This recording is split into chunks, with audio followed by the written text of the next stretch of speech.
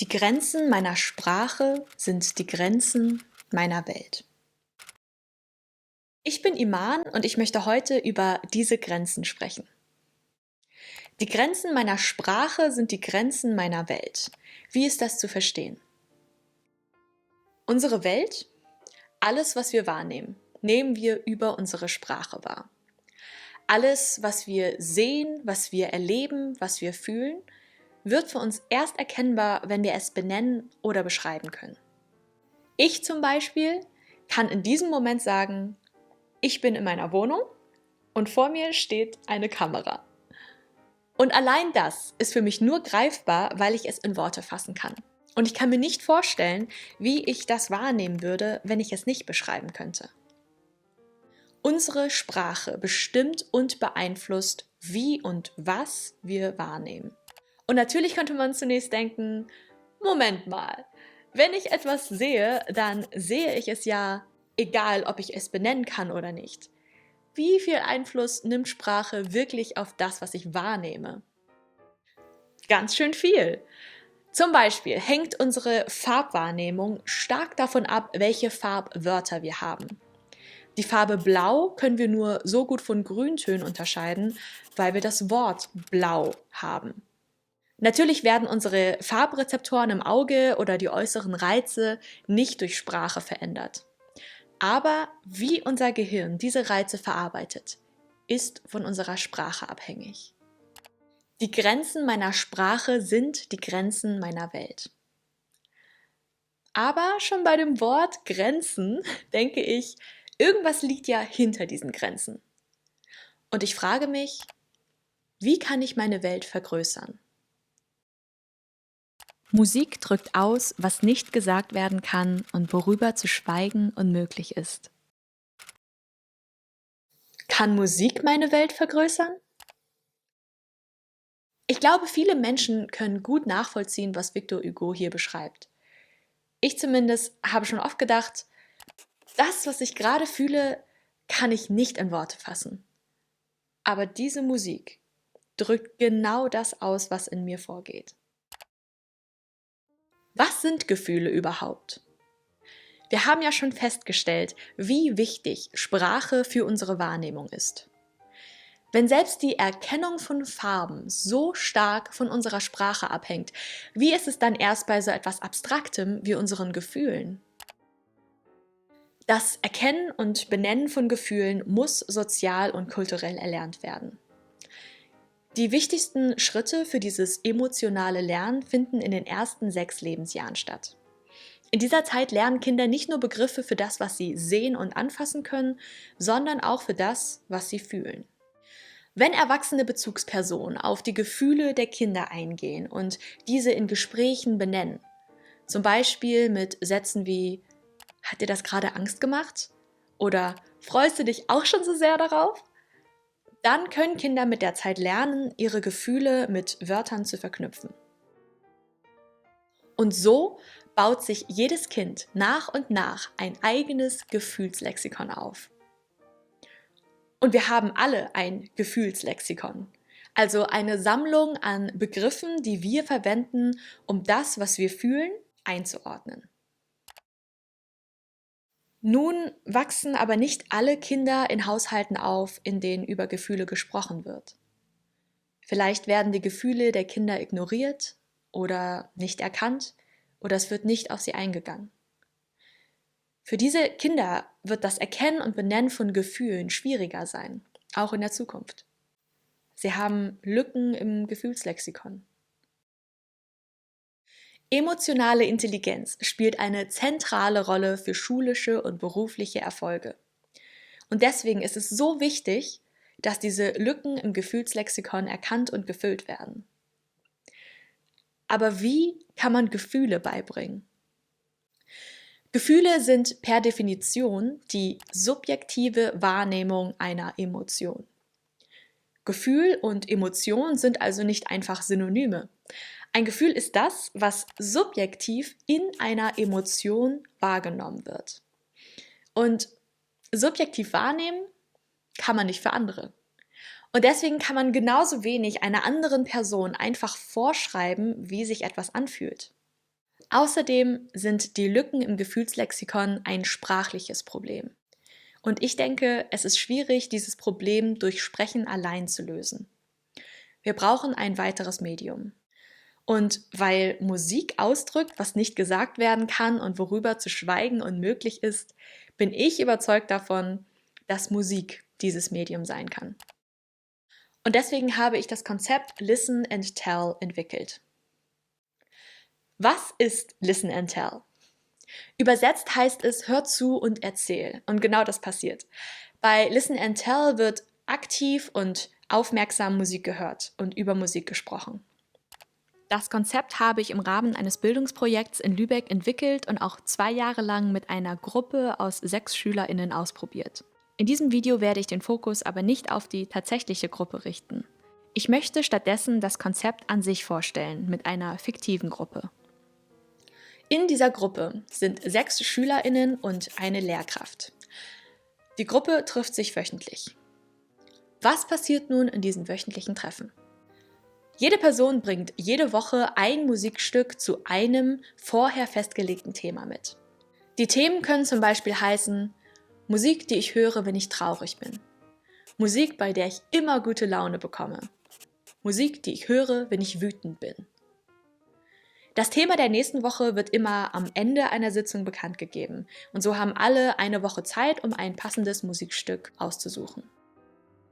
Die Person, die ein mitgebrachtes Musikstück vorstellt, wird Expertin oder Experte genannt. Alle anderen sind dann die HörerInnen. Alle mitgebrachten Musikstücke werden durchgehört und bearbeitet und jedes Stück durchläuft 4 Arbeitsphasen. In der ersten Phase, Hören, wird das Stück angehört, und zwar von Anfang bis Ende. Es wird also nicht früher abgebrochen oder zu einer bestimmten Stelle vorgespult. Es ist auch wichtig, dass die Expertin oder der Experte das selbst mitgebrachte Stück kommentarlos abspielt. Grundsätzlich gilt, wenn die Musik läuft, wird nicht gesprochen. Die SchülerInnen können ihre Gedanken, Assoziationen und Fragen auf einem Notizzettel aufschreiben. Die zweite Phase ist eine Feedbackrunde.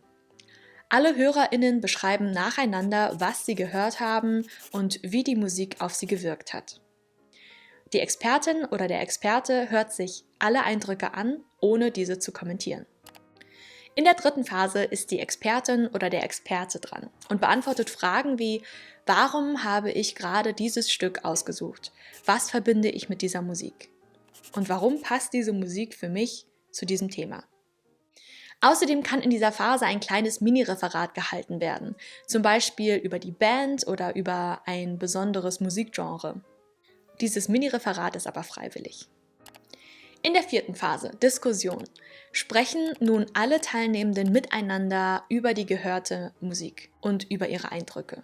Besonders hier übernimmt die Lehrkraft eine wichtige Rolle als Moderator oder Moderatorin. Das Sprechen über Musik spielt also bei Listen and Tell eine zentrale Rolle. Aber wie soll über die Musik gesprochen werden? Sprache beeinflusst schließlich, wie und was wir wahrnehmen. Müsste Sprache dann nicht auch beeinflussen, was wir hören, wenn wir Musik hören? Bei Listen and Tell werden die SchülerInnen dazu motiviert, möglichst viele Metaphern einzusetzen, um ihre Hörerfahrungen zu beschreiben. Das Sprechen über Musik wird hier also nicht als Turmbau gesehen, dessen Grundsteine terminologisch fixierbare Begriffe sind, die zunächst erlernt werden müssen. Stattdessen sollen die SchülerInnen bei Listen and Tell frei assoziieren, Metaphern einsetzen und kreative Wege finden, um die Musik zu beschreiben. Um die Kreativität anzukurbeln, können auch kleine Assoziationsspiele und Übungen durchgeführt werden. Zum Beispiel als Warm-up am Anfang eines Treffens oder auch mal zwischendurch. Was haben die Metaphern gebracht? Ich konnte Folgendes beobachten. Je mehr die SchülerInnen in Worte fassen konnten, desto mehr haben sie in der Musik gehört und entdeckt. Sie haben zum Beispiel Tempowechsel gehört und sie so beschrieben. Da war so ein Zeitlupenmoment. Bei Mehrstimmigkeit haben sie vielleicht gesagt, im Refrain wurde die Sängerin geklont. Und Taktwechsel fühlten sich vielleicht so an, als wäre die ganze Band gestolpert. Die Grenzen der Sprache, die Musik beschreiben kann, wurden hier erweitert oder ganz geöffnet.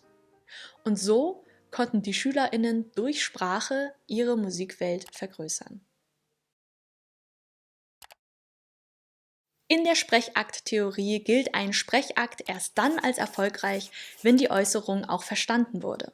Kann man das auf die Kommunikation mit und durch Musik übertragen? Wie kann festgestellt werden, ob Musik verstanden wurde?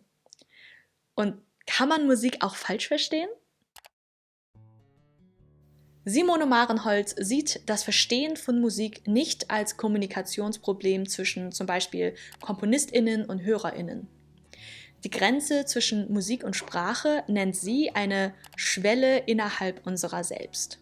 Und das Hören von Musik kann als ständiger Versuch betrachtet werden, diese Schwelle zu überschreiten. Wenn wir Musik hören, setzen wir uns also vor allem mit uns selbst auseinander. Musik zu verstehen bedeutet auch, sich selbst zu verstehen. Marenholtz sieht Kunstwerke als Kategorienspender. Musik stattet uns mit nonverbalen Kategorien aus, mit deren Hilfe wir die Welt anders sehen können.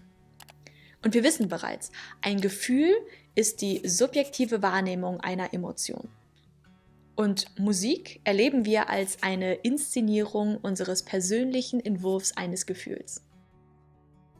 In diesen nonverbalen Kategorien finden wir also unsere Gefühle wieder, auch wenn wir sie noch nicht in Worte fassen können. Was bedeutet das für Listen and Tell? Und was passiert, wenn immer wieder über Musik und Gefühle gesprochen wird? Durch die wöchentlich wechselnden Themen werden bereits Kategorien vorgeschlagen. Also zum Beispiel Musik, die ich höre, wenn ich wütend bin. Ein Gefühl wird dabei auch schon benannt. Hier zum Beispiel Wut. Dadurch haben die SchülerInnen mindestens einen Begriff, auf den sie sich beziehen können. Und sie können sich vielleicht an bestimmte Situationen erinnern. Wann war ich das letzte Mal wütend? Wie hat sich das angefühlt? Erinnert mich das an eine bestimmte Musik? Nach einer Woche bringen die SchülerInnen Musik mit, die sie mit dem Thema verbinden. In der Zwischenzeit haben sich alle Teilnehmenden schon etwas mit dem Thema befasst. Beim Hören der Musik entdecken wir nonverbale Kategorien, die uns dabei helfen können, Gefühle differenzierter wahrzunehmen und zu erkennen, selbst wenn wir noch keine konkreten Begriffe verwenden. Wenn ein Song mit gesungener Sprache mitgebracht wurde, lohnt es sich auch, auf die Songtexte einzugehen. Vielleicht wird eine Geschichte erzählt, mit der sich die SchülerInnen identifizieren können. Vielleicht gibt es im Songtext Sätze oder Wörter, die die SchülerInnen besonders stark mit einem bestimmten Gefühl verbinden. Und auch die Metaphern, die verwendet werden, um die Musik zu beschreiben, können zeigen, wie sich Gefühle anfühlen. Wenn ein Schüler zum Beispiel sagt, dass die Basslinie ihn daran erinnert, wie es ist, auf einem Fahrrad über Pflastersteine zu fahren, dann könnte es sein, dass sich Wut für ihn auch so anfühlt. Und bei Listen and Tell wird viel gesprochen. Über die gehörte Musik, über das Thema, über verschiedene Gefühle, über Erinnerungen, über die Hörerfahrungen und über das, was die Musik bei den SchülerInnen auslöst. Regelmäßig und immer wieder. Die SchülerInnen erleben so Musik als ein Ausdrucksmittel. Und mit der Zeit erscheinen bei ihnen immer mehr Begriffe im Gefühlslexikon. Die Grenzen meiner Sprache sind die Grenzen meiner Welt. Aber es besteht zumindest die Hoffnung, dass diese Welt mit Musik vergrößert werden kann. Vielen Dank.